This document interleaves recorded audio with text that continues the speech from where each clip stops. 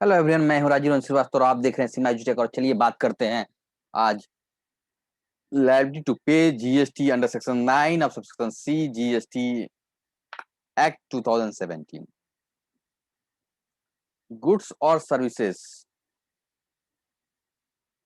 Notified for section 9(3), notified for section 9(4), supplied through ECO. अब क्या है, ई कॉमर्स के लिए हम सप्लाई करते हैं। नोटिफाइड फॉर सेक्शन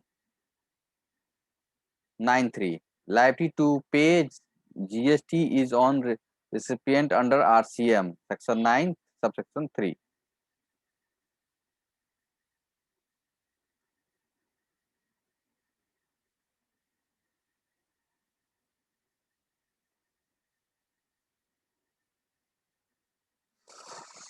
चलिए बात करते हैं notified under section 9(3), goods and और सर्विसेज की बात कर रहे हैं हम। सेक्शन 9 की लाइबिलिटी टू, इसको लाइबिलिटी होगा पे करने का। Liability to pay GST on recipient under RCM, अगर आरसीएम है सेक्शन 9 सबसेक्शन 3 में तो आपको रिसिपिएंट को जीएसटी पे करना पड़ेगा। ठीक है।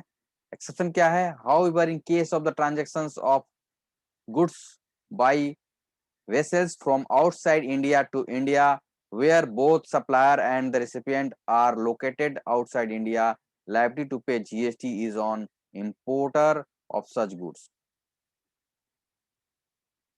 However, in case of the transportation of the goods by vessels from outside India to India where both supplier and the recipient are located outside India, तो इस केस में क्या हो जाएगा, एक्सेप्शन हो गया, रेसिपिएंट नहीं पे करेगा। However in case of the transportation of goods, goods का ट्रांसपोर्ट हो रहा है वेसल्स फ्रॉम आउटसाइड इंडिया से आ रहा है, where both supplier recipient are located outside India, liability to pay GST is on importer of such goods. अगर reverse charge है और आपका रेसिपिएंट आउटसाइड इंडिया है तो इंपोर्टर जो इंपोर्ट कर रहा है उसके ऊपर जीएसटी पे की लायबिलिटी बनेगी। ये हो गया section 9(3). Section 9(4), whether supply is registered, ये क्वेश्चन पूछेंगे अपने आप से, क्या सप्लायर रजिस्टर्ड है? अगर नहीं है वेदर, तो दूसरा सवाल पूछेंगे, वेदर रेसिपिएंट इज रजिस्टर्ड और नोटिफाइड। नहीं है तो कोई जीएसटी नहीं। अगर ऊपर सवाल जो था whether registered is, whether supplier is registered, अगर यस है तो GST payable by supplier under FCM section 9(1). ठीक है। अगर यस है तो GST payable by recipient under section, under RCM section 9(4). ठीक है। वेदर सप्लायर इज रजिस्टर्ड तो yes, GST payable by supplier under FCM section 9(1). अगर आप रजिस्टर्ड है तो जीएसटी कौन पे करेगा,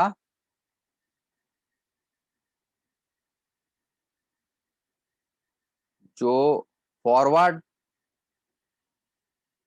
चार्ज जिस पे बनता है वो करेगा। फॉरवर्ड मैकेनिज्म के चार्ट के अनुसार 9(1) के अनुसार जाएगा अगर रजिस्टर्ड है तो। नहीं है तो फिर वो पूछेंगे रेसिपिएंट इज रजिस्टर्ड और नॉट। अगर रेसिपिएंट रजिस्टर्ड है तो फिर GST payable bye recipient under section 9(4), तो 9(4) में उसको जमा करना पड़ेगा। रजिस्टर्ड नहीं है तो नो पेबल। अब सप्लाई थ्रू ई कॉमर्स के से हो रहा है तो whether notified services under section 9(5), अगर नोटिफाइड सर्विसेज अंडर 9(5) है, यस है, तो GST payable bye eco under RCM neither supplier nor recipient, GST payable by e-commerce under RCM neither supplier nor recipient। अगर नो है तो GST payable by the supplier under FCM under section 9(1). ठीक है, समझ गए। अगर notified service, whether notified services under section 9(5) में है तो फिर GST payable by e commerce under RCM में पेमेंट करेगा। अगर नोटिफाइड नहीं है तो कौन करेगा, फॉरवर्ड चार्ज में सेक्शन 9 में होगा। समझ गए। सेक्शन 1 क्या हो गया, फॉरवर्ड चार्ज हो गया, मतलब जो माल बेच रहा है वो जीएसटी ले जाके गवर्नमेंट के पास जमा करेगा। या सर्विसेज दे रहा है वो जाके गवर्नमेंट के पास जमा करेगा, उस किससे कलेक्ट करके, आगे वाला से कलेक्ट करके। लेकिन अब 9(3) क्या करता है, रिवर्स चार्ज मैकेनिज्म, बात करेंगे रिवर्स चार्ज मैकेनिज्म के नीचे, ठीक है। फिर 9(4) हो गया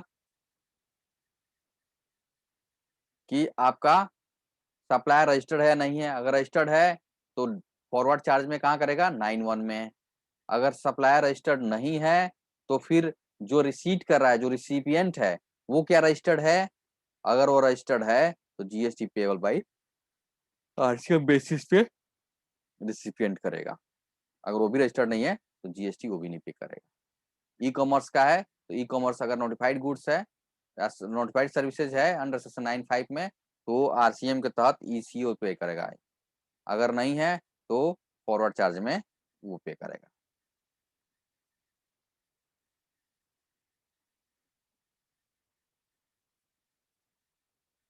सप्लाई नॉट सप्लाई इसको ईसीओ करेगा। अब आइए 9(4) is now applicable only for notified class of registered recipient in case of notified goods or services। यहाँ आ गया 9(3) notified services for RCM।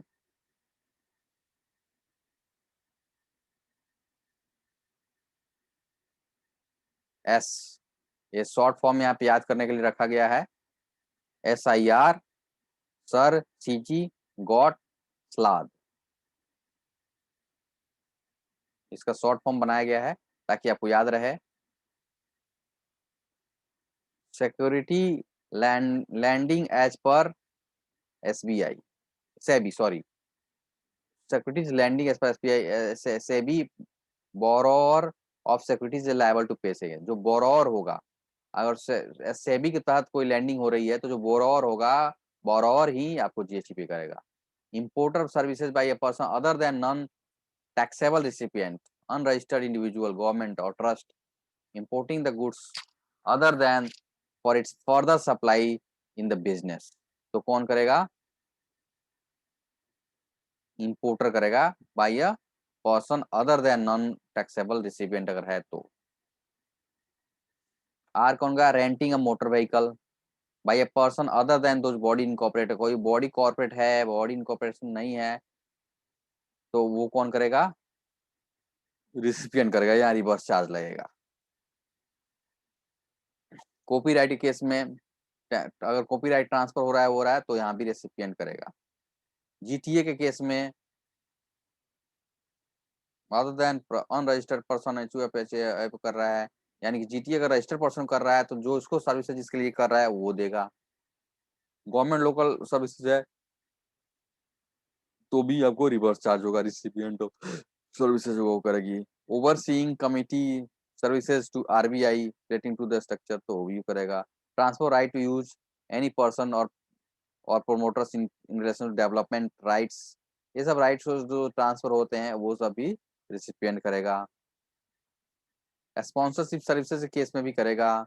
Agent के केस में insurance agent to person carrying on insurance business, तो ये सारे insurance होगा, recovery agent हो गया, डायरेक्ट सेलिंग हो गया, बिजनेस फैसिलिटीज हो गया, एजेंट ऑफ बिजनेस कोरस्पॉन्डिंग हो गया, ये सारे लोग क्या हो जाएंगे, ये लोग रेसिपिएंट जो होंगे वही जीएसटी चार्ज करेंगे। अब आइए इसे देखते हैं।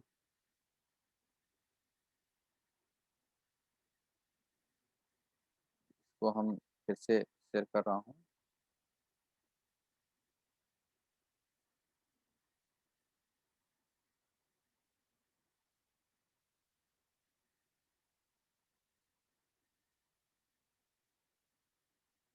लीगल सर्विसेज है वो भी रिवर्स चार्ज में आता है। आर्बिट्रेशन सर्विसेज है वो भी, आर्बिट्रेटर का सर्विसेज है वो भी आता है।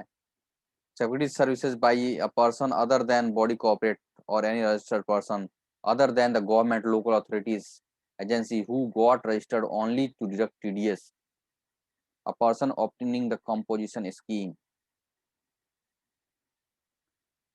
security services by a person other than body corporate अगर कोई है तो who got registered only to deduct TDS or a person opting to composition scheme, तो इस केस में आपको ये होगा body corporate, BC, BC other than OC ये हो गया।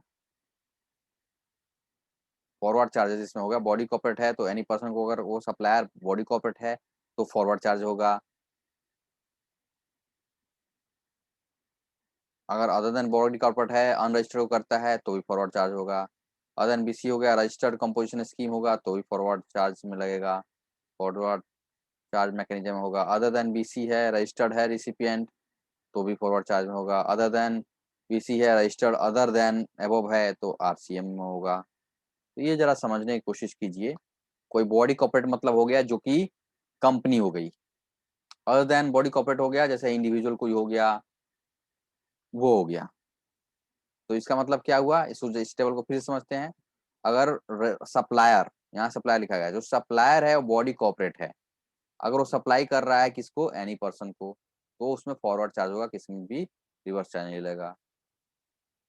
अगर सप्लायर अगर अदर देन बॉडी कॉर्पोरेट है, मतलब नॉन बॉडी कॉर्पोरेट है और अनरजिस्टर्ड पर्सन कर रहा है, तो भी आपको फॉरवर्ड चार्ज होगा।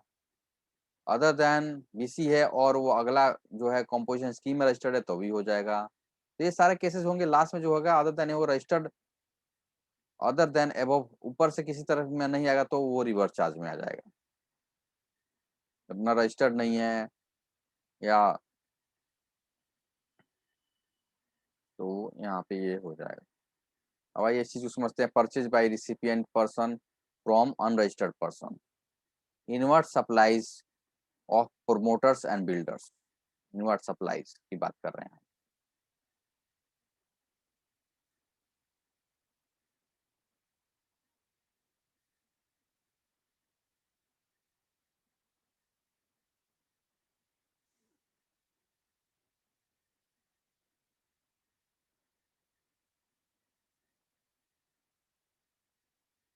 प्रोमोटर्स और बिल्डर की बात कर रहे हैं। अगर inputs minus electricity, high speed diesels, motor speed natural gas को हटा देंगे। परचेज रजिस्टर्ड पर्सन से कर रहा है, लेस देन 80% है, और purchase from RP registered person से ले रहा है 80% से ऊपर, तो balance equal to purchase from URP। Unregistered person purchase कर रहा है, तो जैसे सीमेंट है, अदर गुड्स है, सीमेंट है तो RCM के अंदर पे करेंगे। रेट तो चेंज होता रहेगा, रेट पे मैं बात नहीं करूंगा। पे करेगा कौन, RCM में पेमेंट करना पड़ेगा अगर सीमेंट का है तो। अदर गुड्स है तो GST payable on under RCM में, RCM में इसको पेमेंट करना पड़ेगा। GST not payable under RCM, तो अदर सीमेंट के केस में RCM है। अगर 80% से ऊपर, 80% या उससे ऊपर परचेज करता है रजिस्टर्ड पर्सन से,